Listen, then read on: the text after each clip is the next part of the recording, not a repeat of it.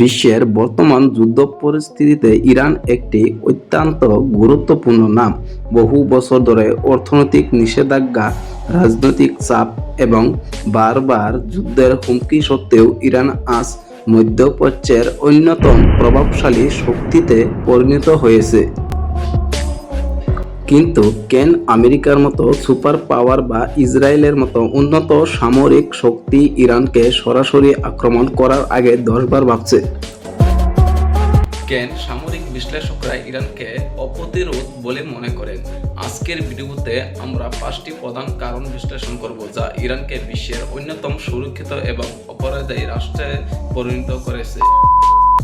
Number 1, দুর্ভেদ্য ভৌগোলিক অবস্থান। ইরানের ভূখণ্ড কোনো সাধারণ সমতল ভূমি নয়, এটি পাহাড় এবং মালভূমি দিয়ে ঘেরা একটি দেশ। জগ্রস এবং আলবর্স পর্বতমালা দেশটিকে এমনভাবে সুরক্ষা দেয় যে স্থলপথে আক্রমণ করে ইরান জয় করা যে কোনো আধুনিক সেনাবাহিনীর জন্য দুঃস্বপ্ন। নাম্বার 2, প্রক্সি নেটওয়ার্ক ও অক্ষশক্তি। ইরান সরাসরি যুদ্ধে যাওয়ার চেয়ে প্রক্সি ওয়ার এ বেশি বিশ্বাসী।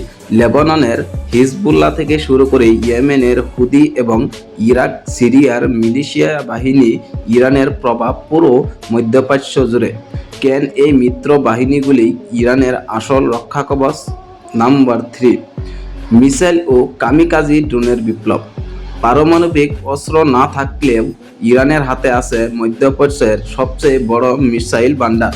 তাদের নিজস্ব প্রযুক্তিতে তৈরি শাহেদ ড্রোন বর্তমানে রাশিয়ার মধ্যে ইউক্রেনের যুদ্ধেও প্রভাব ফেলছে। ইরানের ভূগর্ভস্থ মিসাইল সিটি বা মিসাইল শহরগুলো সম্পর্কে চাঞ্চল্যকর তথ্য থাকছে এই ভিডিওতে। নাম্বার 4, হরমুজ প্রণালী, বিশ্ব অর্থনীতির নারী। বিশ্বের মোট জ্বালানি তেলের 1/3 যে পথ দিয়ে যায় সেই স্টেট অফ হরমুজ বা হরমুজ প্রণালীর নিয়ন্ত্রণ ইরানের হাতে। ইরান কেন এই একটি পথ বন্ধ করে দিয়ে সারা বিশ্বের অর্থনীতি স্তব্ধ করে দেওয়ার ক্ষমতা রাখে? নাম্বার 5, অসম কৌশল। প্রথাগত যুদ্ধের পরিবর্তে ইরান অসম যুদ্ধ কৌশলে দক্ষ। নৌবাহিনীতে ছোট ছোট দ্রুতগামী বোটের মাধ্যমে মার্কিন বড় বড় রণতরীকে কুপঘাত করার যে কৌশল ইরানে সাজিয়েছে তা আধুনিক সমরবিদদের ভাবিয়ে তুলছে।